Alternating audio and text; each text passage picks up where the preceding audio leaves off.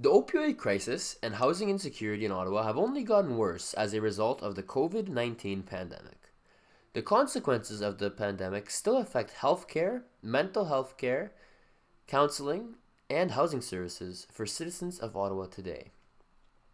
Kevin Williams, director of Jericho Road, an organization that helps people who struggle with drug dependence, voices his opinion regarding safe injection sites. I mean, it's all missing the mark anyways. Like, we have to understand that whether it's a safe supply, whether it's a tainted supply, it doesn't matter where people are getting their drugs. It's like prohibition. Yeah. You know, if you stop the flow of alcohol, people are going to find it. We have to understand why people want to use substances. They're using substances because they have no hope. They're filled with fear. They have no connection. They have no community, and they feel lost.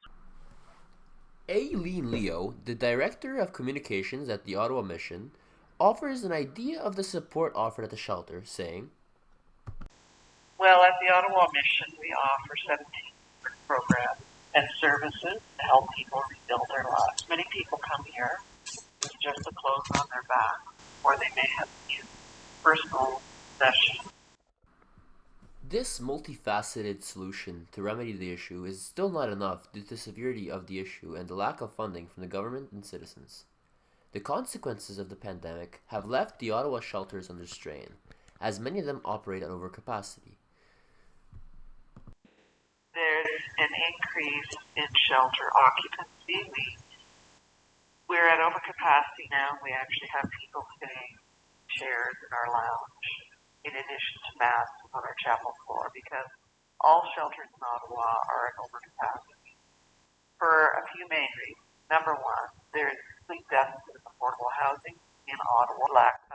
The second thing is that we have had an influx of asylum seekers and other shelters in the middle of the last year.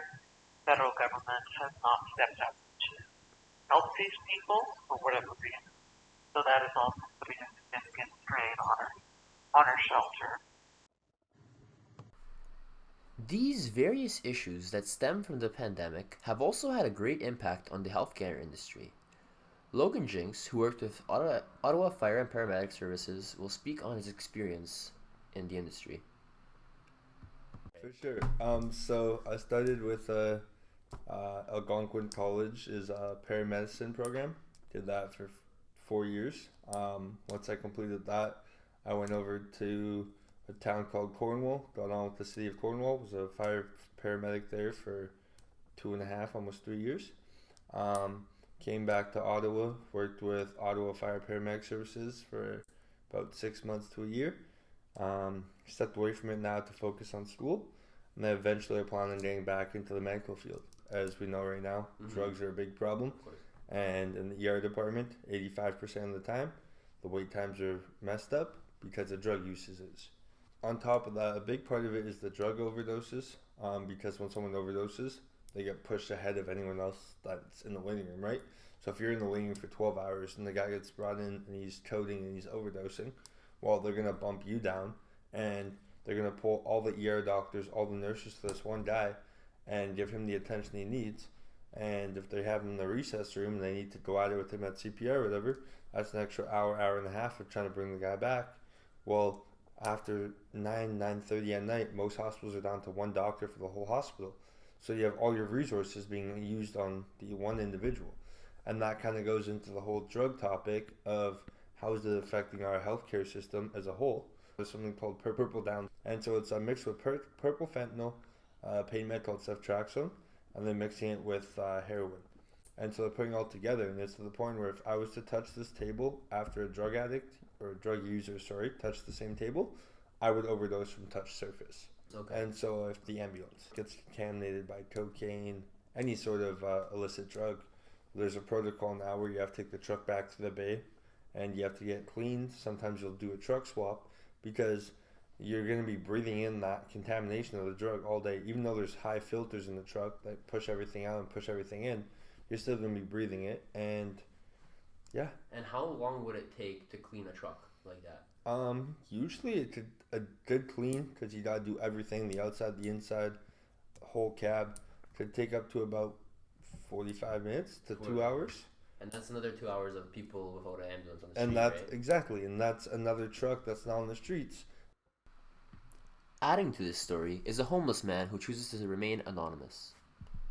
So first off, can you just tell me if there's one way you could say that the city could maybe provide better resources for active users and safe injection sites, and what your opinion on the safe injection sites are? My opinion on safe injection sites is they're half-assed. They give you a place to fucking give you pipes and supplies.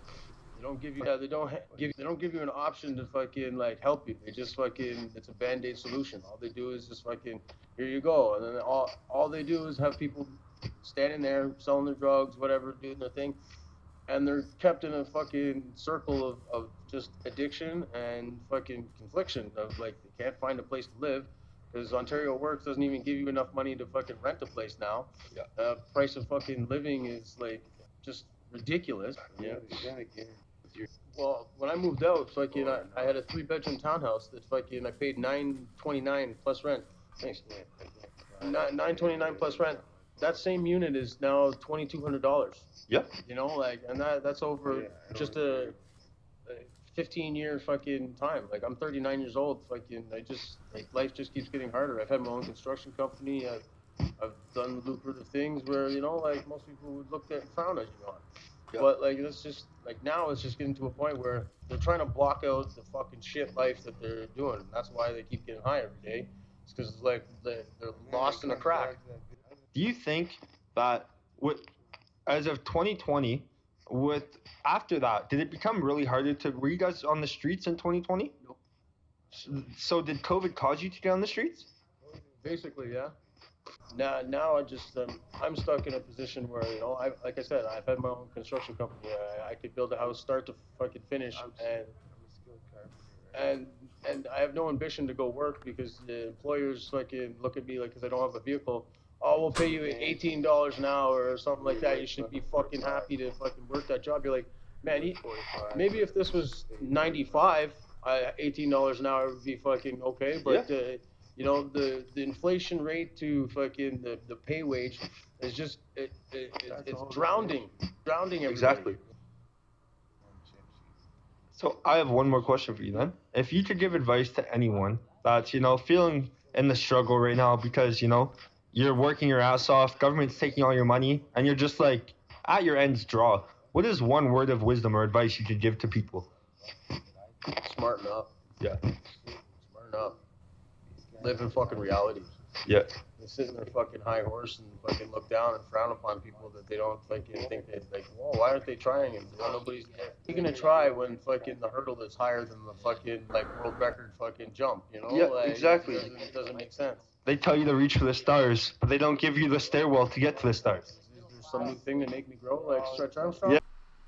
However, in contrast to this opinion regarding safe injection sites, another homeless individual named Ben, now residing in Ottawa after experiencing homelessness in Montreal, mentions that but it's better for them that we have a safe place to be when they get there instead of throwing these things in like a safe place.